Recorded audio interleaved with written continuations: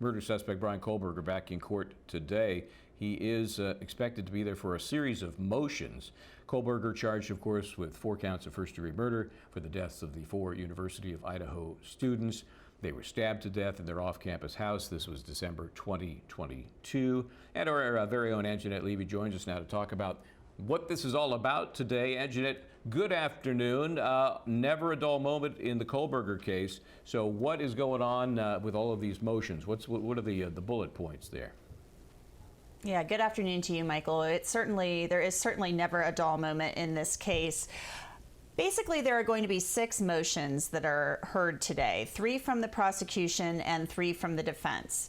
One of the most significant of those, I believe, is one where the prosecution is asking for a protective order for the investigative genetic genealogy that was used to identify Bryan Kohberger as a suspect in this case. And they did that by taking DNA, a single source male DNA sample, according to the prosecution, from the snap of the knife sheath left next to Maddie Mogen's body at the crime scene.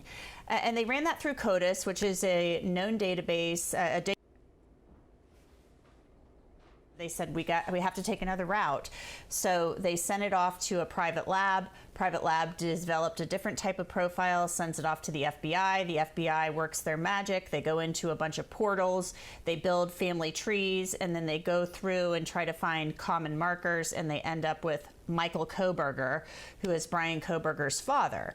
That leads them to Pennsylvania and Michael Kohberger's father, his family home, and the place where he was residing during the holidays, but right before his arrest in December of last year.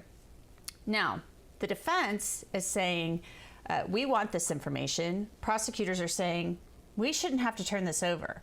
The FBI didn't take notes when they were doing this. They don't even have the information for us to hand over, but there have been other cases where this technology was used and the judge didn't require the prosecution to turn these materials over to the defense. The defense, meanwhile, says that's not acceptable. You're trying to put our guy to death for a quadruple homicide. We should see the roadmap you used to identify Bryan Kohberger as a suspect, because this is what led you to him and led to your further investigation of him. We should see who you excluded and who you didn't.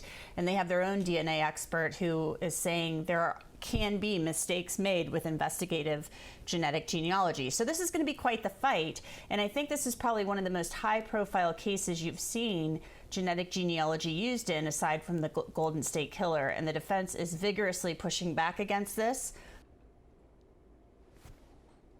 Other evidence that the defense believes the judge should order the prosecution to turn over. As well, the prosecution is objecting to these stays that the defense was granted.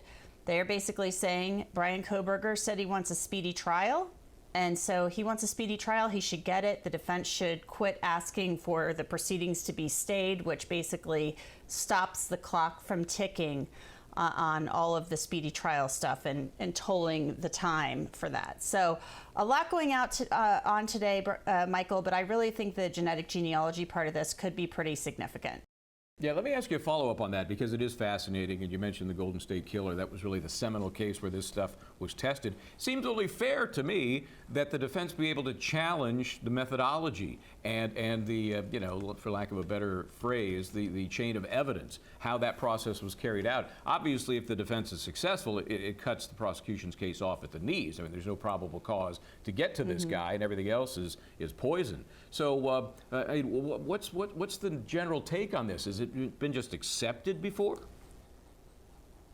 Basically, yeah. Michael, they have produced cases, at least the prosecution presented one case to the court called the Green case. And that was used to identify a perpetrator. The genetic genealogy was in that case. And so they're saying, look, in this case in particular, they said that this was a tip or a lead. They didn't have to turn it over. And the prosecution argues under the statutes in Idaho governing discovery and what is to be turned over to a. They're saying, well, this doesn't apply. This doesn't fall under that.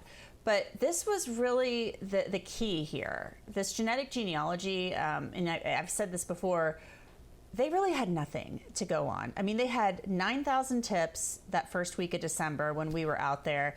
They had released that white Hyundai Elantra surveillance video, and they apparently had this DNA profile that was a profile, but they couldn't put a name with it. So this is what led them to do further investigation. There have been many other cases where the defense has wanted this information and the judges have ruled they don't have to turn it over. But we'll see. I mean, maybe in this case it will be different. We just don't know yet. This is a capital case where the defendant is claiming he is not guilty, and we'll see what happens. Yeah, and it's kind of high profile, you know, just a little. So I think it'd be very interesting to see what the court what the court says. You know, up to this point, it sounds like the court is saying through the prosecution's argument that hey, they could just fight about that at trial. They could try to discredit the science at trial, but we're not going to make it a pretrial discovery issue. So this will be fascinating to see how it plays out. Let's talk about the timing.